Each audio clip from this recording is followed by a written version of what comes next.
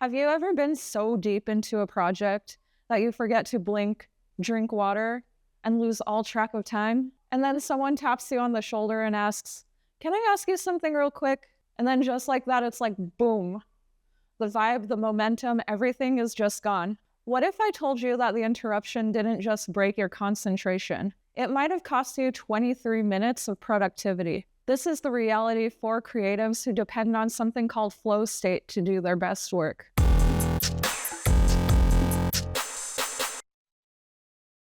So in today's video, I want to dive into what exactly flow really is and why it actually matters so much for creatives, what happens when it gets interrupted, and what we could do to protect it in environments that don't exactly get it. So flow state is a term coined by this psychologist right here. I'm not even gonna try to pronounce their name, I'll butcher it. And it describes the mental zone that you're in when you're fully immersed in a task. Losing track of time, self-awareness, even language. I've been there. You are so focused that it feels effortless, but neurologically, it is anything but casual. When you are in flow state, the brain releases dopamine and norepinephrine. These are brain chemicals that enhance attention and motivation. The prefrontal cortex, which is responsible for things like self-criticism and time awareness, actually slows down. You are actually operating on your highest cognitive level, solving problems, making connections, creating things that even sometimes surprise you. If you've ever looked up after 2 hours of designing and it felt like 20 minutes,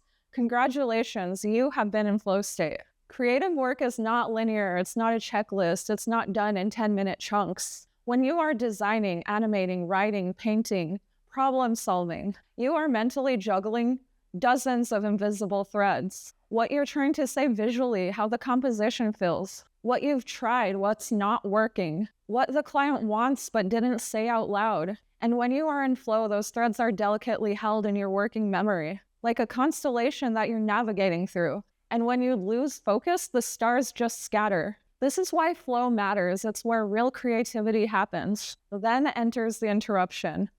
A tap on the shoulder, a Slack message, a quick meeting. When you are pulled out of the flow state, your brain automatically has to switch gears from abstract creative thinking to something more literal, often social and logistical. Researchers at UC Irvine found it takes an average of 23 minutes and 15 seconds to return to your previous level of focus after interruption. This isn't about being grumpy or precious. It's science. And if you're someone who's working in-house like I am, you can't just put up a do not disturb sign on your forehead. Or can you? Okay, real talk here. As an in-house designer, I've had countless times where I am in the deep flow state and someone comes up to my desk. And when they pull me out of that flow state, I literally don't understand English. I just kind of blink at them like, what?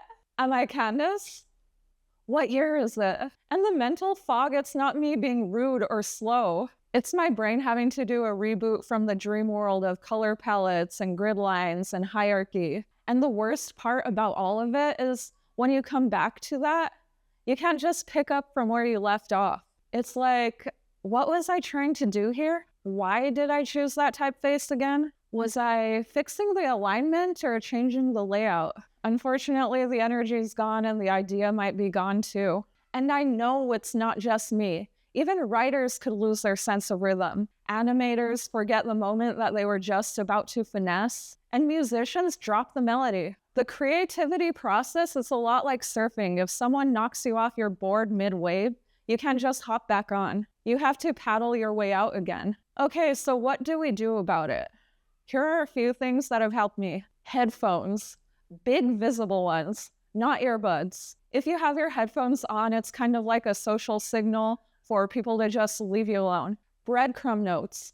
Before I switch tasks, I'll write down what I was doing. And this one might be a little more risque because I feel like normal people don't actually understand what flow state is. But making a sign that says on one side that I'm in flow and the other side that says come say hi. Deep work blocks. Even just an hour of protected time makes a huge difference. And having a few friendly scripts on hand. Just saying something like, hey, I really want to give you full attention. Can we circle back to this in 15 minutes? Boundaries don't make you difficult. It makes you work more effectively. If you're a creative, interruptions could mess up your momentum. You're not lazy, you're not dramatic. Your brain just needs its space to do its thing. And honestly, I love being in flow state because that's where the real magic happens. It's not about rushing, it's about depth. So take time, protect your zone, and if someone pulls you out of it, don't panic. You just need to paddle back out and catch the next wave.